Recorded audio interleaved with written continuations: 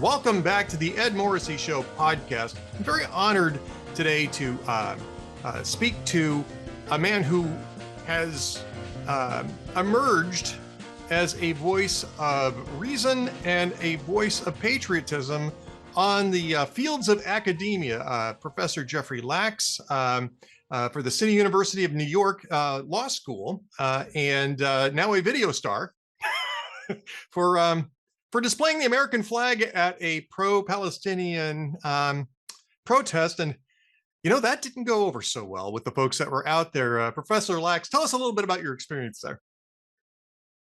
Well, it depends who you talk to. You know, for good people around the country, I was very grateful to get a lot of support for waving for patriots, for waving the American flag behind a group that was quite infuriated with it, which always interests me. Why an American would be furious with an American flag being waved. So we can talk about that later if you want to. Yeah. Yes, it was met with not only people, what I consider a pro-Hamas rally, being infuriated by it, but also with threats to me. So there was a threat on Instagram that mentioned me by name by someone who was part of the protest, who was part of the group on our campus called On Common Ground that organized the protest under a professor. And I name names. I am not scared to name names. The professor's name was Patrick Lloyd. So he was the organizer of that event on my campus. He's a Marxist professor, and he organized the event. And I have no doubt in my mind. I can't state it that I have direct evidence, so I don't want to put it out there like I have direct evidence. But I have no doubt in my mind that the threat that came, and the threat was, we must protest Jeffrey Lax and then all Zionists, which actually was a pretty hilarious threat because I didn't do anything Zionist. I held up an American flag. I didn't say anything about Israel. I didn't say anything about Zionism. All I did was wave an American flag, and they called me a Zionist that must be protested. So I found that really interesting. But I have no doubt that Professor Lloyd was the one who organized it, and also there's no way the student knew who I was or knew my name. Professor Lloyd knows my name. And so that's the only way that they would have named me. So it met with, yes, threats and infuriation on the other side. Well, I mean, you said you wanted to discuss it. Let's discuss the American flag part of this first, right? Because this is this should be really a non sequitur, right, to the topic, if you will, of the protest. Now, I get that the protest is in part a protest against the Biden administration's policy, such as it is, of supporting Israel to the extent that it does in this conflict. And I certainly have all sorts of criticism about the level and sincerity of that support. But that's not what they're protesting in the other direction. They shouldn't support it at all. So I get that. But that isn't a criticism of America. It's a criticism of a government policy.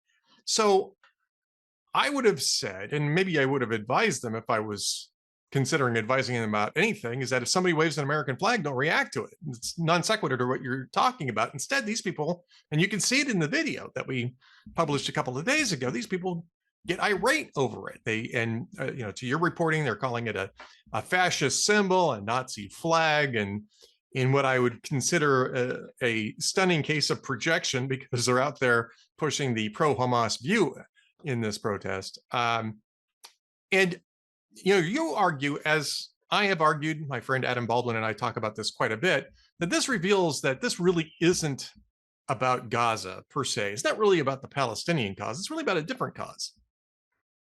Yes, I mean, this is anti-American. This is not about, yes, they are anti-Semites, but that is such a small, tiny piece to this that it's actually, I don't even consider it like even close to what their main purpose is. Their main purpose is the destruction of America.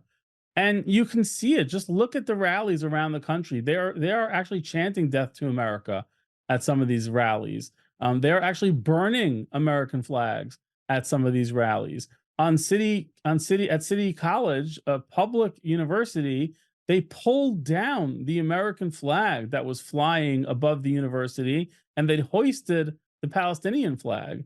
Now, I would never, I'm a proud Jew and I'm a proud Zionist, and I will say that as loud as possible. But I would never in a million years, the thought would never even occur to me to hoist the Israeli flag on a public university or anywhere in America without the American flag above it, at the very least, let alone do it at all, right? I'm not sure I would ever do it at all, but to do it on public campus, but to hoist, to pull down the American flag is, so what does this tell you? This tells you a lot, actually. It tells you what I've been talking about now for quite some time, which is that their end goal here really isn't just getting rid of Jews. That's just the start. I tell everybody the Jews are the low hanging fruit. They're going to knock off the Jews, but that's the easy part. This is their start. This is their Trojan horse. Pairing with the Democrats, what do extreme Islamists and Marxists have in common? Really together, nothing at all, except for one thing: the destruction of America. And that's why you see that these protesters are blocking bridges, blocking main arteries, blocking highways, blocking main roadways. They are literally trying to take down the infrastructure of America. And you see the beginnings of it. You see the groups that are funding it: Westpac by Howard Horowitz, which supports Within Our Lifetime, an Islamist radical group, and SJP, another Islamist radical group, and the Revolutionary Communists, and other Marxist groups are funding it through the unions. And the unions, especially, I see it very directly with tips that we get and emails we get that are fed to us, that are private emails that our sources get.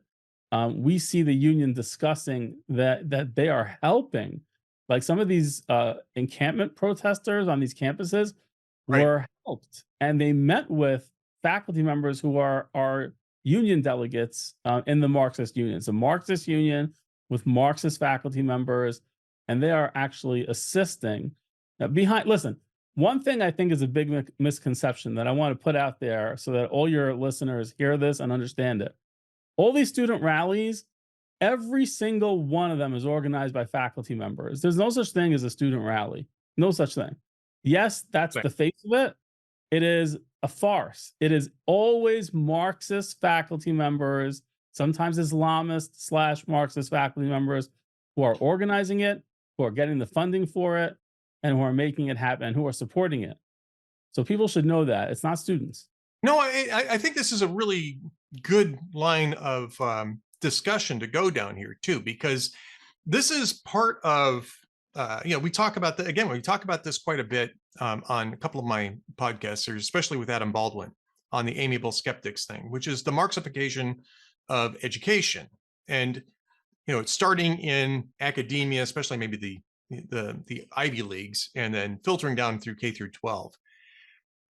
But even if some of these things were being organized by students, they are the result of basically, and we call it indoctrination, you can call it pedagogy, you can call it whatever you want. The instruction that students are receiving from Marxist committed faculty and administrations in some of these places to create more Marxist activists. I mean, this is it's almost sort of a factory here, and the faculty is certainly implicated in that process, even if they're not directly involved in the structure of the specific protests. I mean, or is that too harsh? Am I being too harsh in that assessment? No, you're not being harsh enough. They are involved in the structure of the protest. Absolutely.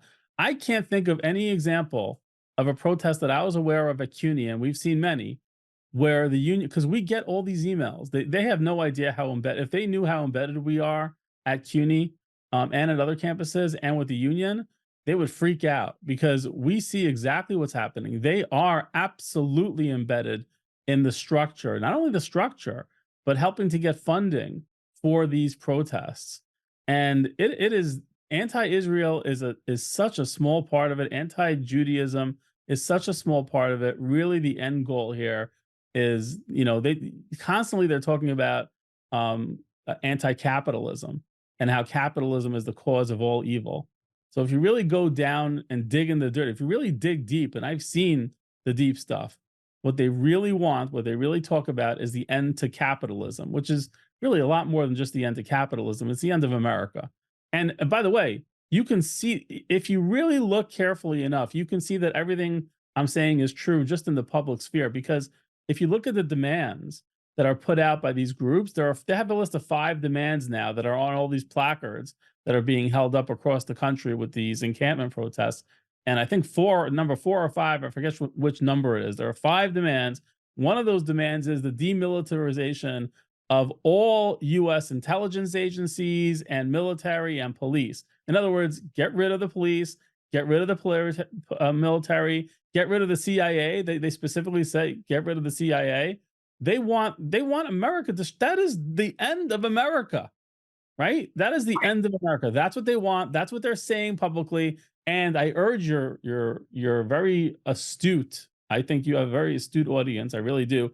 I say that not to kiss up to your audience, but because I'm seeing the comments that they're making on the articles you put out there, and now on my Twitter feed, thanks to you. If you look, I urge them all to look at the bottom of the signs, right? Look at the bottom of the signs that are being held up. So the sign may say, Israel's a colonizer from the river to the sea, globalize the intifada. It may say things like that, but if you look at the bottom, don't look at those main parts. Look at the very bottom. It's always a Marxist group. And International answer. About half the time, it's international answer. Yeah, right? and the Liberation for Socialism. I forgot what the name of the group is, but it's PSL, Progressive, or I forgot what it stands for, but it's a communist group. That's a big one, PSL. I have to look up what I always forget what it stands for, but it's a communist group that's funding a lot of this. I'll look it up here while we're talking. Party for Socialism and Liberation. Yeah, I knew that one. But it's usually Party for Socialism and Liberation or International Answer, which is it's a Stalinist organization. It's almost an explicitly Stalinist organization. They've been hanging around for decades. I used to go to early in my blogging career. I would go to the Justice Sundays, right when John Roberts was nominated for the Supreme Court. They tried to organize counter protests, right, to the protests that they knew were going to pop up. And when I went to those protests, I didn't really counter protest. I was mostly just observing them so I could write about them. And I would look at the bottom of those signs. And at the bottom of every one of those signs was International Answer. And they actually had a banner out. I mean, it wasn't like they're trying to hide it either. But so when you look up International Answer, it's a very well-funded Stalinist organization that insists on imposing Marxist rule around the world. And I mean, this is one of the things that Adam loves to say is the issue is never the issue. This is, I mean, the war in Gaza, certainly there's room for debate over how to do this. I was just in a session with somebody who's very clearly a supporter of Israel, who thinks that Israel is going about this all wrong, and that's fine, right? But that's not what this issue is about. That's what you're talking about. What I'm talking about is sort of the is the culmination, if you will. It's the ultimate end goal of deconstructing not just America, by the way, but Western civilization. Deconstructing Western civilization because these people feel that it's entirely illegitimate. That's what the thing is about, colonizing. And I really like, I mean, you're on the front lines of this at CUNY Law. And the whole idea of decolonization as applied to Israel is sort of stunning because Israel is actually a pretty good example of decolonization. Judea and Samaria are the ancestral Jewish homelands. The Jews never entirely left there. Half the Jews that live there now are from either there or other parts of the Middle East where they were ethnically cleansed out of Arab and Turk dominated cities and regions. And the Arabs were the ones that were actually the colonizers. They colonized that area, the whole Levant. They colonized North Africa. They colonized Spain until the Spaniards finally kicked them out in the 15th century. And I guess the question I have for you here is you're in academia, broadly speaking, and CUNY is a significant institution within academia. How bad is the education on this point in universities and colleges? In terms of the history of the Middle East, In terms or of the history of the Middle East, in terms of the idea of colonization in the first place, because my thesis or my claim here is that modern Marxism has basically dispensed with the bourgeoisie proletariat model and has gone to an occupier-occupied model for their class warfare. And because the bourgeoisie proletariat thing didn't work. So now they're basically trying to use occupier-occupied victim oppressor models that have nothing to do really with economic class. And that's the model that's driving this right now, the Marxist project right now.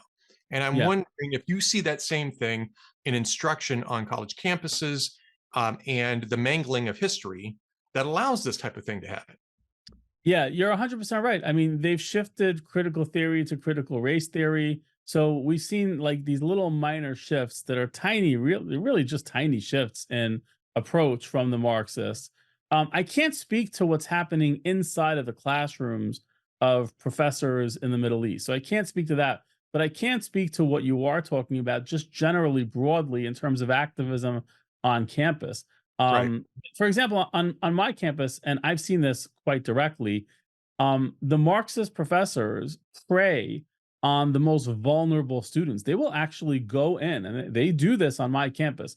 They go into the accessibility office. These are students who have disabilities, who have learning disabilities, who have other disabilities. Some of them have really severe disabilities, quite frankly. And they prey on those students and they make them feel bad. They say, if you don't go to this protest, you're not a good person.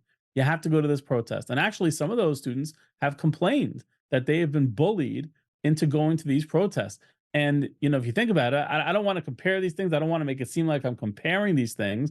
But when Hamas sends out a suicide bomber, they a lot of times go to the most vulnerable young teenager who has problems. Sometimes I've read they go to a gay teenager. This is the only way you can redeem yourself, by blowing yourself up.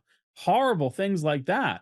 Or they go to somebody who has stolen something, or this is the only way you can, redeem your soul and get your 72 virgins or whatever it is, right? So they prey on the most vulnerable populations. And again, very different. I'm not saying they're sending them out these disability students to harm themselves. They're not, but they are preying on these students that are very vulnerable and who will tend to go along with what faculty members who have great power tell them to do. So Well, there is this huge movement, and it is happening. You're right. well, I mean, let me put it in a slightly different analogy, but it's really the same mechanism. And we're talking about cults, right? Cults do the same thing. They find people in vulnerable positions and they love bomb them for a while, if you will. And I mean, the Marxist thing isn't even the worst part of that. The worst part of that is probably, getting into some other things like pediatric sex changes and stuff like that. I have no idea, and you don't need to comment on that. I have no idea what your position is on those issues, and we don't need to get into that here. But I mean, it's a cult inculcation to some extent. They're finding vulnerable people, they're love bombing them, and making them feel like they're part of something, as a way to manipulate them into being fodder for the rhetorical, so far, um, foot soldiers for the revolution. And I mean, that's not education. I mean, it doesn't really matter to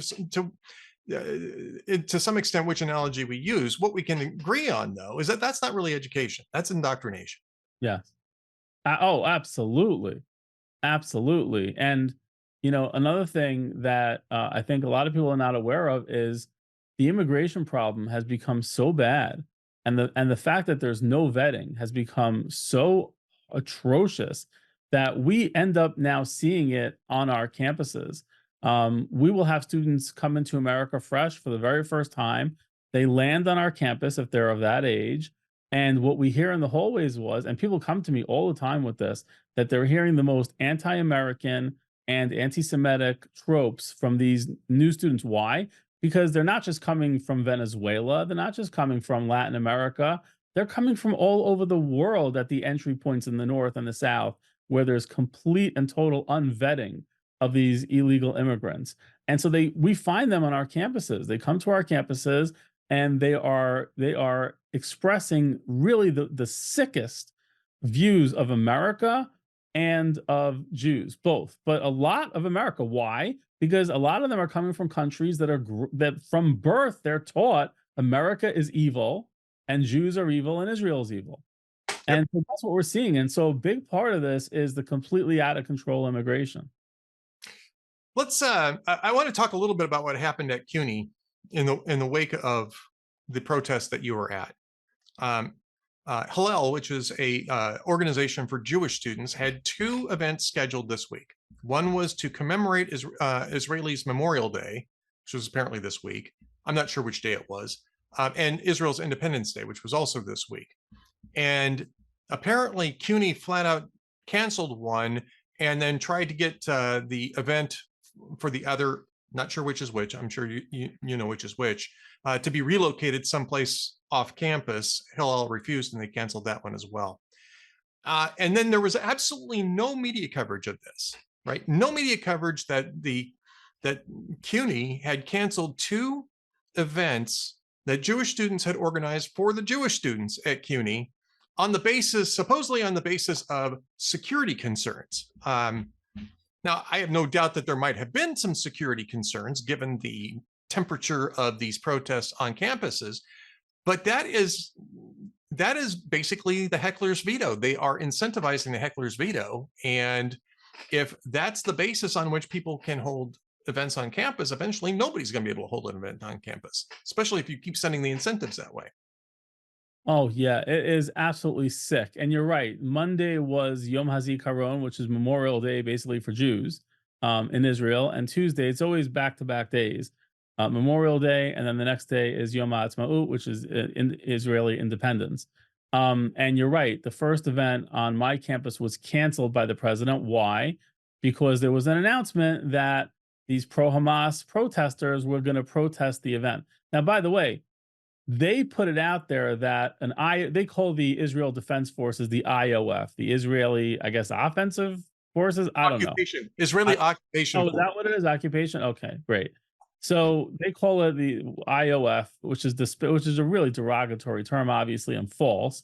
But anyway, so when they announced this protest, the president canceled the Jewish Hillel event, which is absolutely despicable because the protest was being held off campus with security there and police, and a lot of police. I saw the police. They were there to prevent the students from coming onto campus. So there was no security issue to the students on campus holding the event. That was a real red herring that our president, Suri Duwich, put out there. Again, I like naming names if you haven't noticed. And she put out there this, listen, people need to be held accountable. They need to be named. Yeah, they absolutely need to be named. Know that if they're going to do this, yeah, if they're going to, I'm sorry to interrupt you. People need to know that if they're going to do despicable things, that somebody might name them. And if it has to be me, then it's going to be me. If I get in trouble for it, listen, I've been in trouble many times for ridiculous reasons, and somehow I've pulled through. But she canceled an event because of an announced off-campus protest with no threat to the students, not even in proximity to the students. So what does that tell you? It tells you one of two things.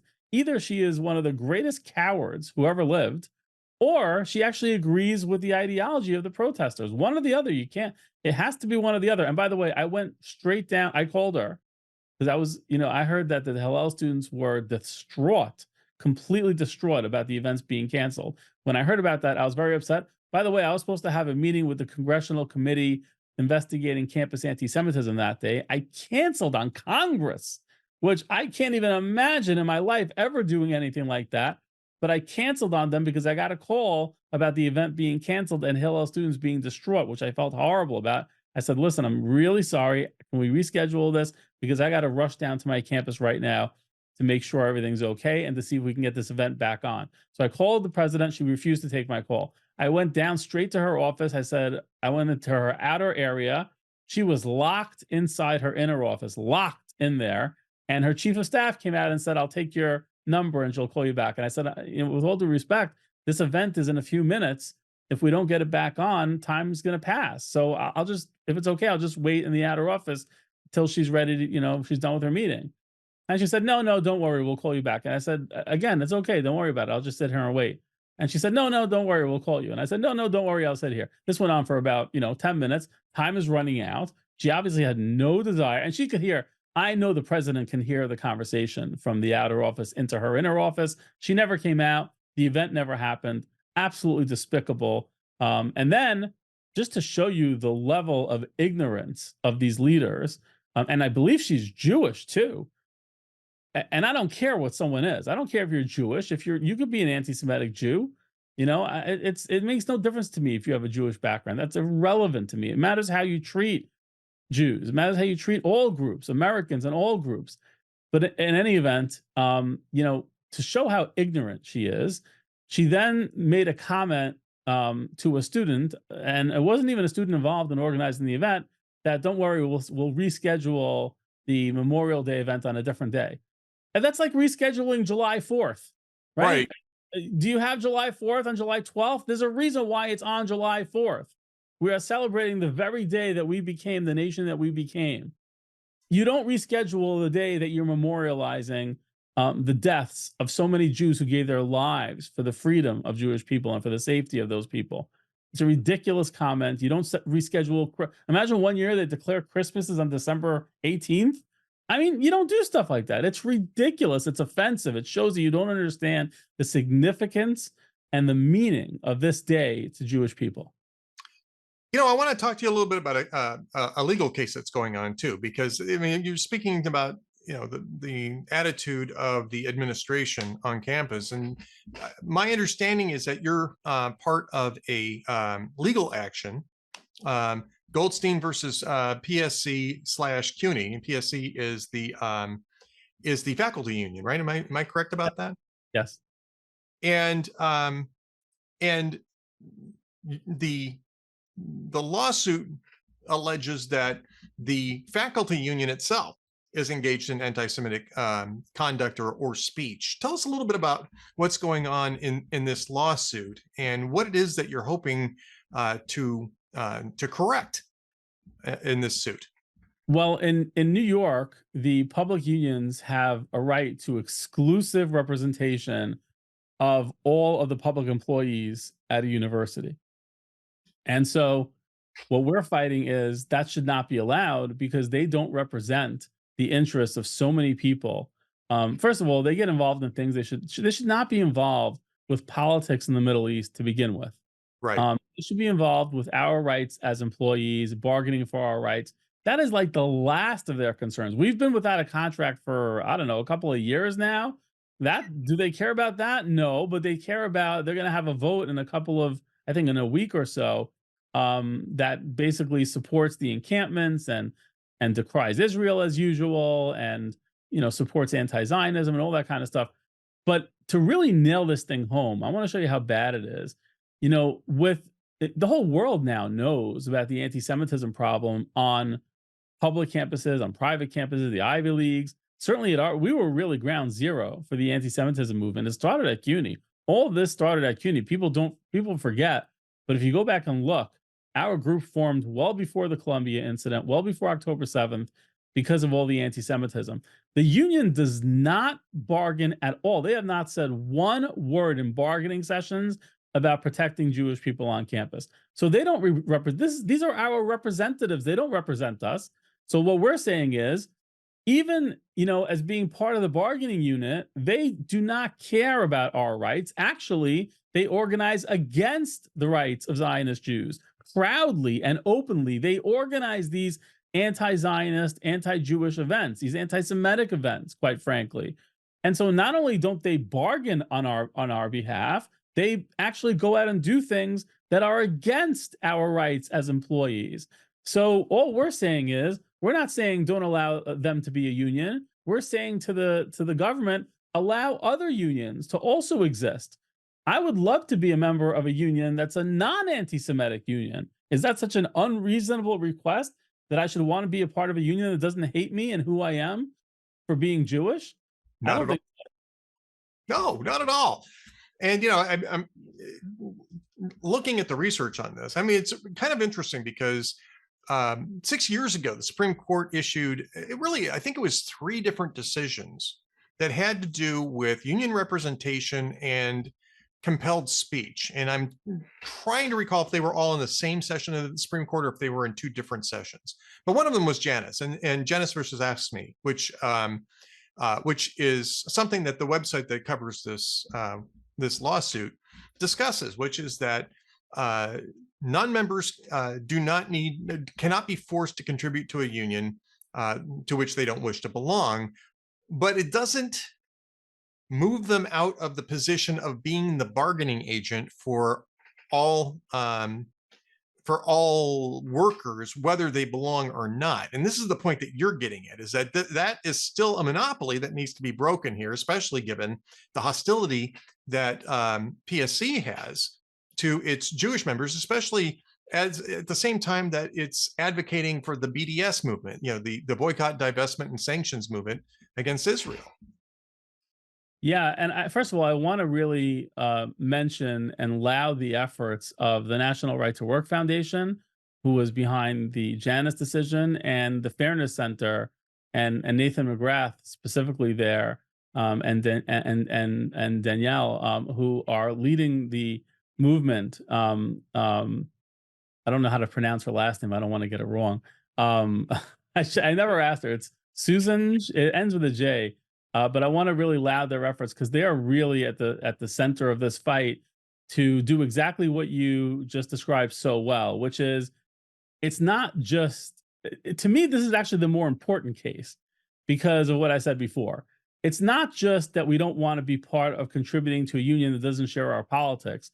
We don't want to be part of a union that bargains against our interests as Jews. They are not doing anything to bargain on behalf of the anti-Semitism and to fight the anti-Semitism on our campuses. So there's absolutely no legitimate reason we should be forced to be part of the bargaining unit that bargains against us. They actually want this to continue, and they're proving that by organizing the protests against Zionist Jews like me. They say Zionism out of CUNY. The union delegates, the union leaders themselves chant Zionists out of CUNY or Zionism out of CUNY. They want me out of the university. So why on earth should I be part of their bargaining union? They're literally doing things to oppose bargaining to keep me at the university. They don't want me there. Yeah. I think, and again, I also think that the National Right to Work Foundation does great work. I was actually looking at the Fairness Center website information on this lawsuit. That's fairnesscenter.org, folks, in case you want to be able to find that yourself. Fairnesscenter.org, and just go to the cases and look at Goldstein versus Professional Staff Congress at CUNY, and you'll find the information sheet on this particular lawsuit.